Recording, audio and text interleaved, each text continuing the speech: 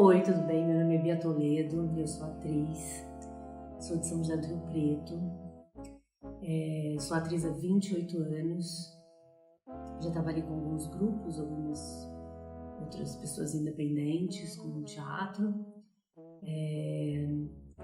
até que eu reencontrei a Tati Bueno, que é minha sócia hoje em dia, que fez a mesma escola que eu, que é o INDAC, que é uma escola que fechou durante a pandemia. Então, muito triste. Uma escola excelente, formou grandes atores, enfim. E reencontrei a Tatiana, que tinha uma companhia, né, na época, que chamava Nossa Companhia, que hoje é o Núcleo Alvenaria de Teatro, para fazer uma peça, adaptação de um conto do Julio Cortázar, um conto que chamava A Casa Tomada, e a peça chamava Quase uma Adaptação. E aí fui fazer essa peça e achei que essa gente trabalhava para valer, assim, que eram bons realizadores, né? Realizar dentro do teatro é muito difícil. Primeiro porque você não tem dinheiro, segundo porque todo mundo tem outros trabalhos porque não tem dinheiro para poder viver de teatro. E eu achei que eles eram bons. Eles tinham uma produtora que chamava Clube do Mecenas, que fez essa realização. A gente ficou em cartaz durante quase 3 meses na Biblioteca Mário de Andrade e depois fez uma pequena temporada na Argentina, em Buenos Aires. E aí eu me empolguei e resolvi fazer essa experiência de trabalhar na produtora junto com a Tati. Nessa época tinha um projeto em andamento que era o Teatro na Mário, que foi um projeto desenvolvido pelo Clube do Mecenas e que a biblioteca leva esse nome até hoje. E aí a gente foi trabalhando com outros artistas e tal, tentando fazer com que a nossa companhia fosse em frente, né, com outros trabalhos e tudo mais. E aí estabelecemos o trabalho com o Clube do Mecenas. E aí começamos a sonhar com um espaço, obviamente independente, e como seria o planejamento de um espaço independente sem apoio público, né? E como seria fazer esse planejamento. Na época, a gente tinha uma consultoria do Sebrae para entender como é que a gente podia melhorar o nosso desenvolvimento de negócio, né? Porque a gente sempre acreditou que não é porque você faz teatro, porque a cultura de alguma maneira é imensurável, né? O valor dela, que você não tem que receber por ela, né? Então, a Camila, que era a nossa consultora, né, do Sebrae, ela começou a nos orientar e aí foi surgindo o desejo de ter um espaço que acolhesse esses artistas que não tivessem um lugar, né, para poder dar os seus cursos, fazer os seus ensaios, de uma maneira que a gente que ela não tivesse que desembolsar um dinheiro imediatamente, assim, logo de cara, para alugar uma sala, né, para poder ter um espaço, para poder realizar os seus projetos.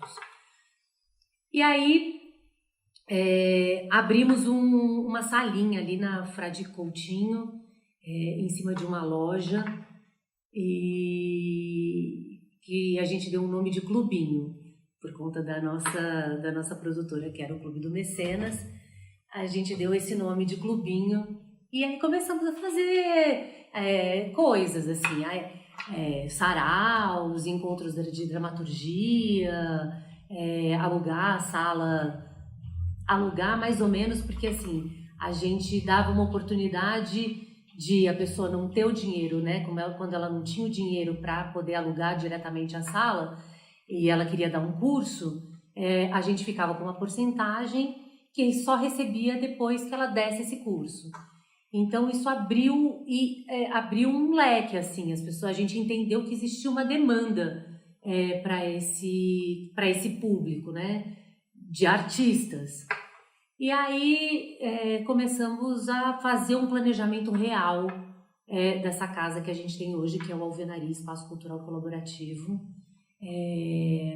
Passamos por muitas coisas para chegar até aqui, mas eu vou começar pelo planejamento, que foi entender que, num primeiro momento, a gente não tinha como sustentar uma casa só com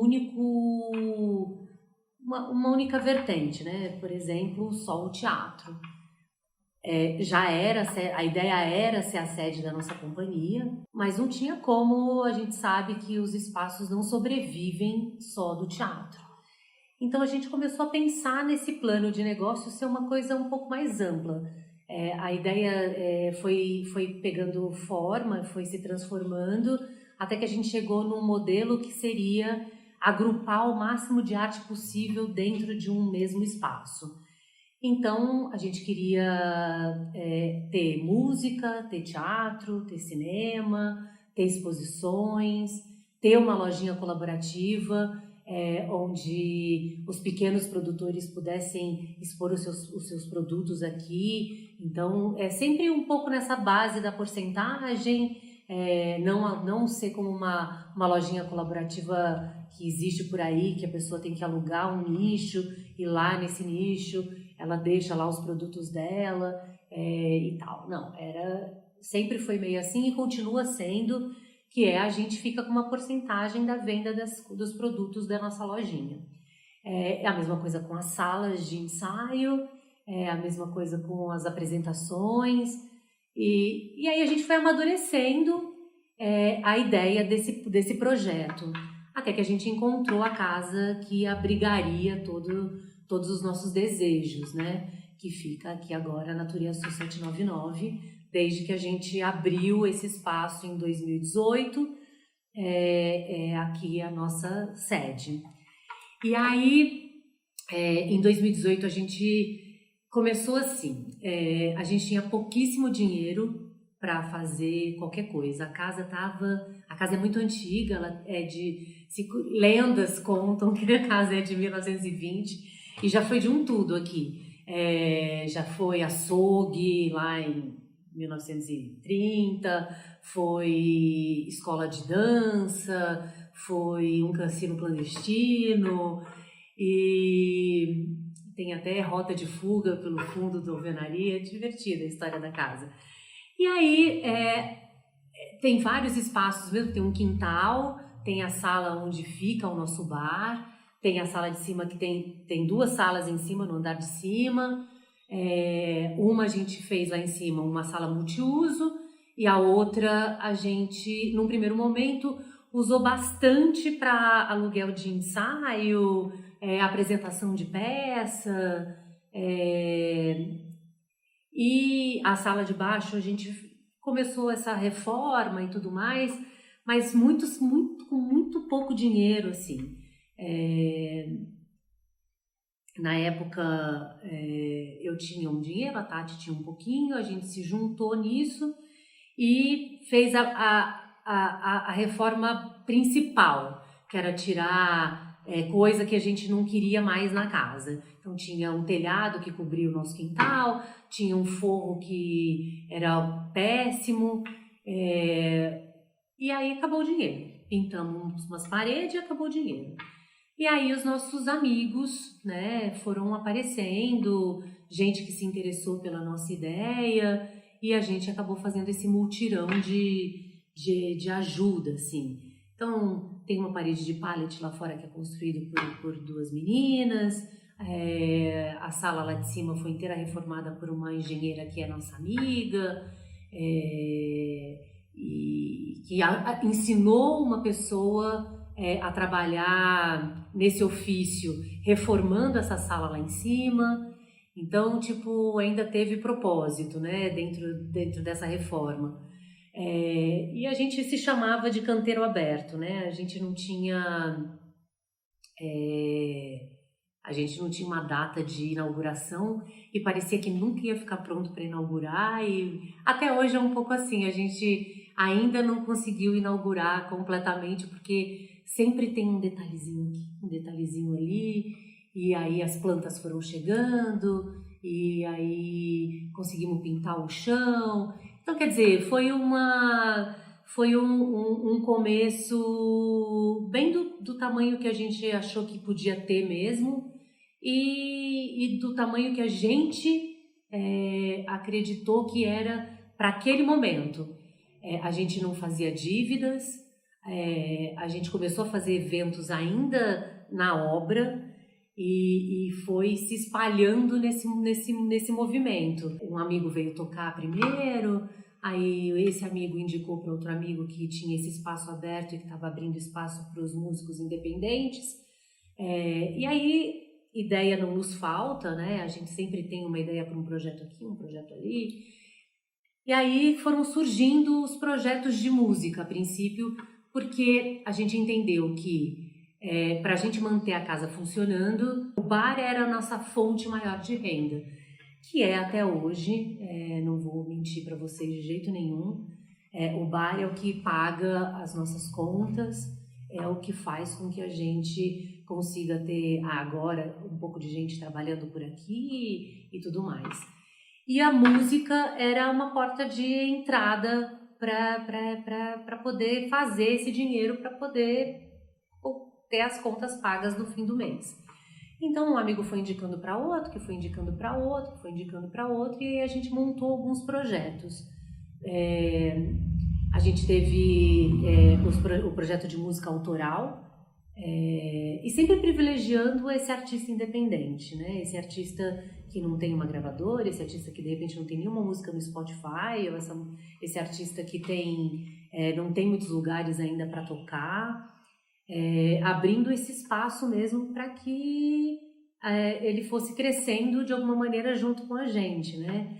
A gente tem artistas que vieram tocar aqui em 2018 e que vêm tocar aqui até hoje, assim, que começaram de alguma maneira as suas carreiras meio que junto com a gente, assim.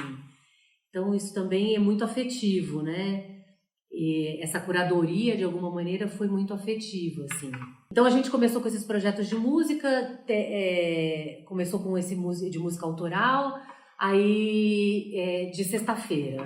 Aí, mas de quinta-feira a gente queria também funcionar, então a gente abriu um espaço para as mulheres na música. Então eram bandas ou só cantoras que vinham tocar aqui de quinta-feira. Aí de quarta-feira a gente também queria funcionar, então a gente abriu para dramaturgia. Então a gente fez o Dramaturgia na Mesa, aconteceram 3 edições do Dramaturgia na Mesa. Lá no Clubinho aconteceu uma e aqui aconteceram 2. Com artistas, dramaturgos contemporâneos da cena teatral daqui de São Paulo, e isso foi bem bacana.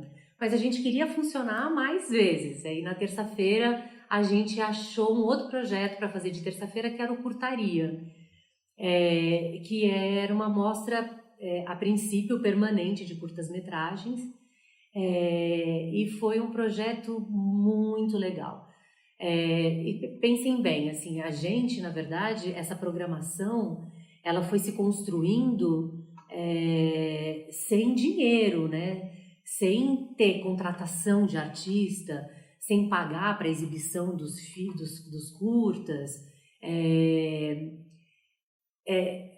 mesmo nessa dinâmica da troca, né? A gente oferecia o espaço, fazia a divulgação do evento e fazia uma curadoria desses artistas, e assim eles vinham tocar aqui. E a gente praticou desde o começo da abertura da casa o que hoje a gente chama de colaboração consciente, que na época a gente nem sei, não me lembro de como a gente chamava, mas acho que era o Pague Quanto Puder. Que aí a pessoa vinha assistir, né, ou um curta, ou um show, e ela colaborava com o quanto ela podia, o quanto ela achava que aquele artista devia receber por aquele trabalho naquele dia. Nosso bar funcionando, as pessoas tomavam lá o seu drink, comiam uma empanada, que é o nosso carro-chefe aqui no Alvenaria, né? Os nossos gin tônicas e as nossas empanadas. Aí vinham, comiam alguma coisa, bebiam alguma coisa e no final, na hora que elas iam pagar a conta, elas faziam essa contribuição. Foram muitos dilemas assim, em relação a isso, porque a gente sempre acreditou que a arte devia ser monetizada e, óbvio, né? Sempre tem aquele que colabora com R$100, mas tem aquele que colabora com o que ele pode, que é R$1, que é R$2, que é o que vai fazer diferença quando ele vem, sei lá, de outro lugar, de um lugar longe daqui, porque a gente está num lugar privilegiado, né?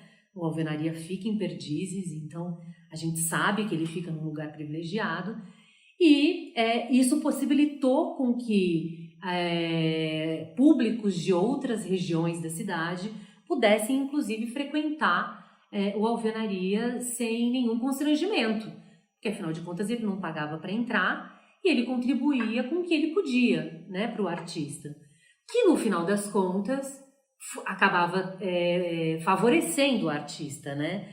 Porque é isso, tem gente que pode dar pouco, mas tem gente que pode dar bastante.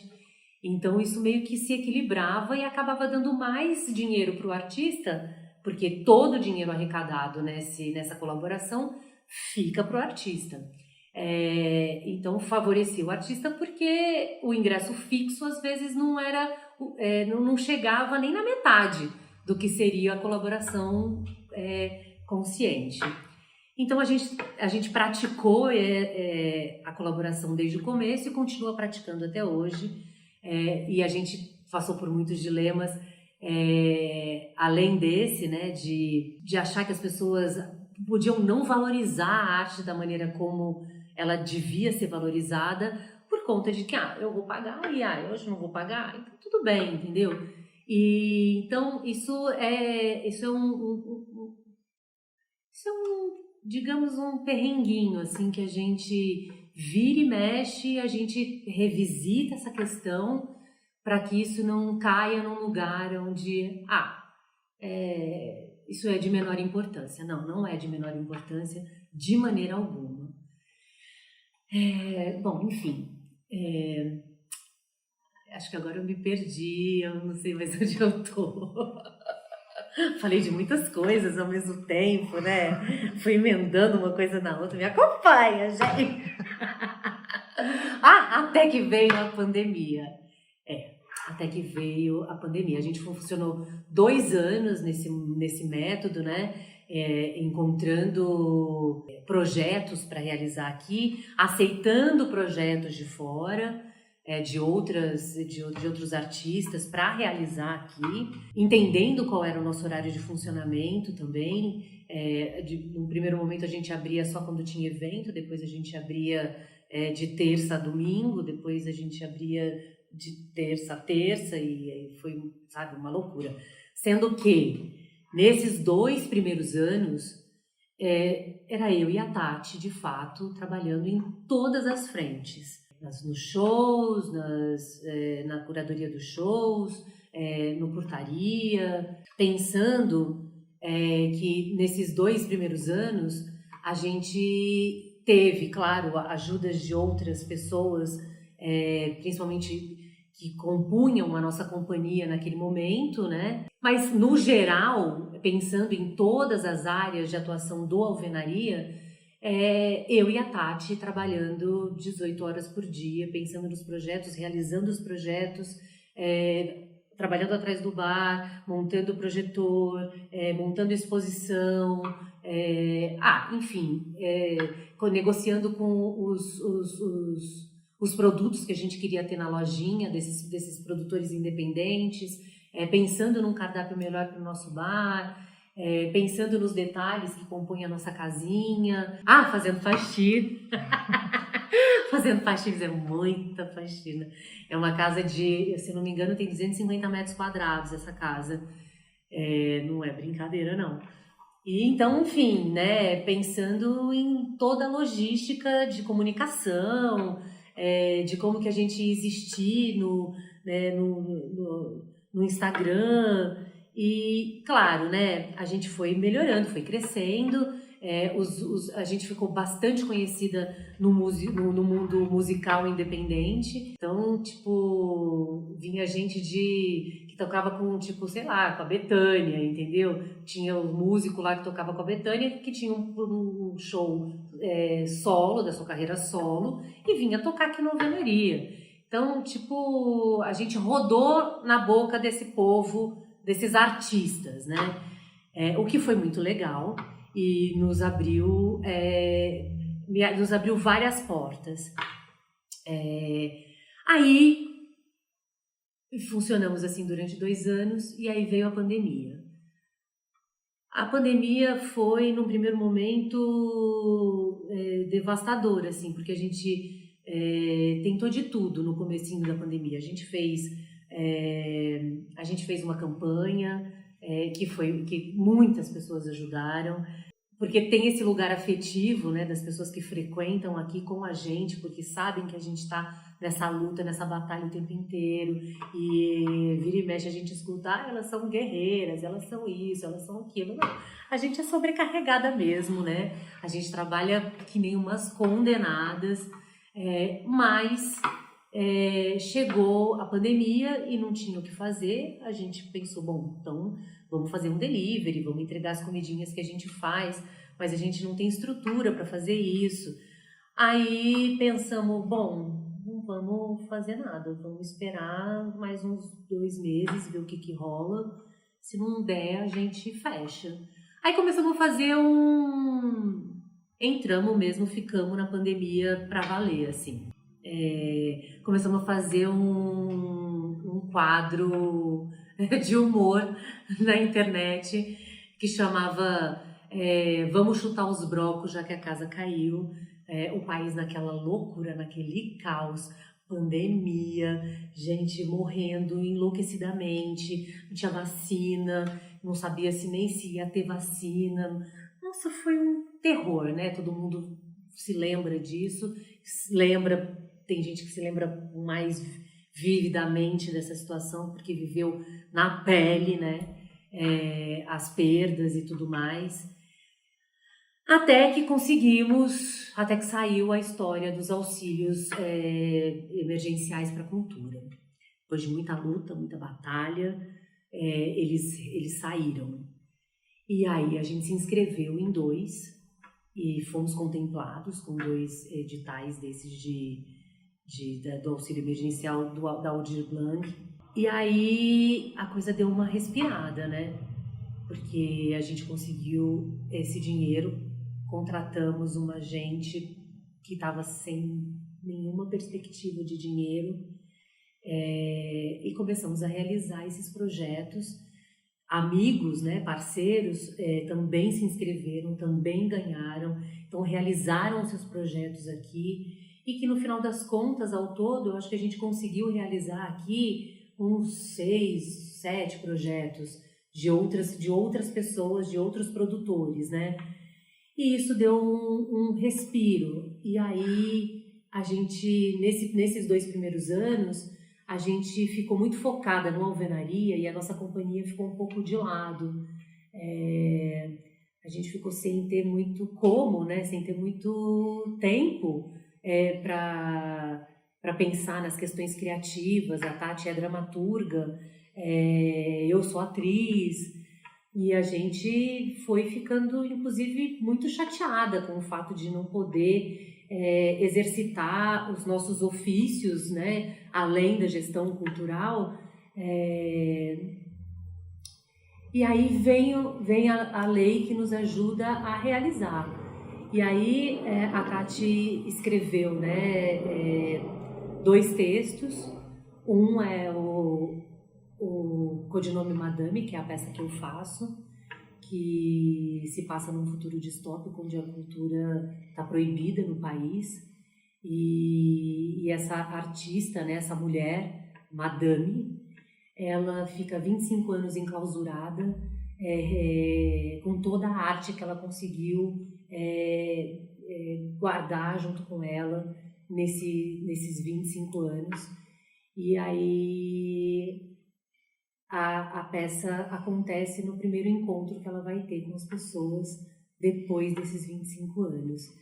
Então tinha tudo a ver com o período, tinha a ver com a pandemia, tinha a ver com o caos político que a gente estava vivendo, tem a ver ainda, né, com esse caos político que a gente está vivendo. E aí escreveu uma outra peça que segundo a gente diz que é uma trilogia, né, que é codinome Madame, Madame a Faca Cega, que quem faz é uma outra atriz da companhia, que é a Alexandra da Mata, que é a nossa parceira hoje aqui no Alvenaria, mais do que ninguém, assim. E agora a Tati está escrevendo a terceira peça, que aí eu não vou falar disso não, mas enfim. Então a gente teve a possibilidade de realizar a companhia nesse período. E aí a gente compreendeu, mesmo a companhia sendo sede aqui desde o início e a gente tendo todos os projetos da companhia acontecendo, os treinamentos e tudo mais, né, para manter a companhia viva e funcionando. Alguns projetos aconteceram, sim, durante esse período, mas não com a dedicação que a gente pôde ter durante a pandemia para esses 2 projetos especificamente, né?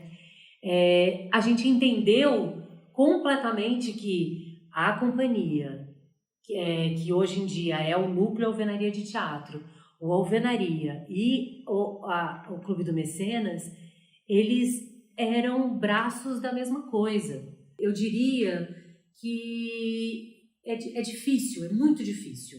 É muito difícil lidar com planejamento, lidar com a parte financeira, lidar com equipe, lidar com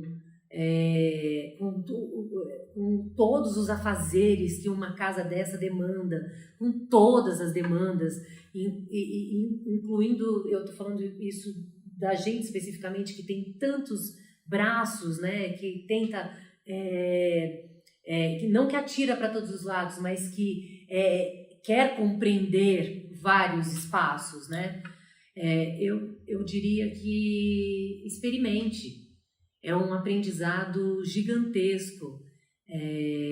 A organização é fundamental, inclusive como artista, a organização é fundamental para se ter uma carreira bem-sucedida no sentido de realizações, né? Não de bem-sucedida, mas de realizações, de ser uma pessoa que realiza coisas. É um passo de cada vez.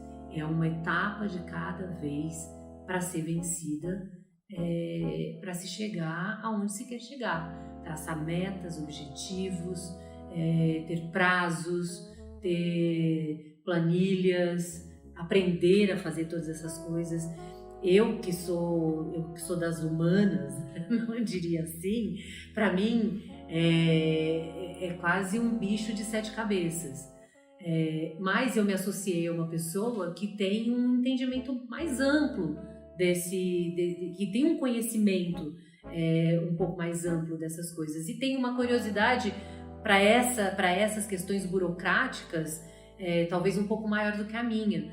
E aí a gente juntas acaba se fortalecendo e encontrando soluções para os problemas que vão surgindo e que vão ou nos paralisando ou nos impulsionando. Então, eu diria que experimente. A gente abriu a alvenaria num momento em que as pessoas diziam pra gente que era uma loucura fazer isso. Vocês não têm dinheiro, vocês não têm nada, vocês vão abrir o país nesse que já estava um começo, né, desse caos todo. E aí as pessoas ficavam indignadas que a gente abriu um espaço cultural. E a gente falava assim, a gente vai. E hoje em dia essas mesmas pessoas nos dizem assim que a gente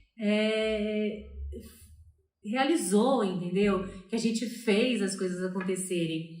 e que a gente construiu um espaço que é lindo, que é incrível, entendeu? Então as dificuldades, elas vão vir sempre, elas vão existir sempre. É o que eu digo pro meu filho, que tem 17 anos. Trabalho, tudo na vida dá trabalho. Tudo na vida dá trabalho. Não importa o que você vai fazer na sua vida, tudo dá trabalho.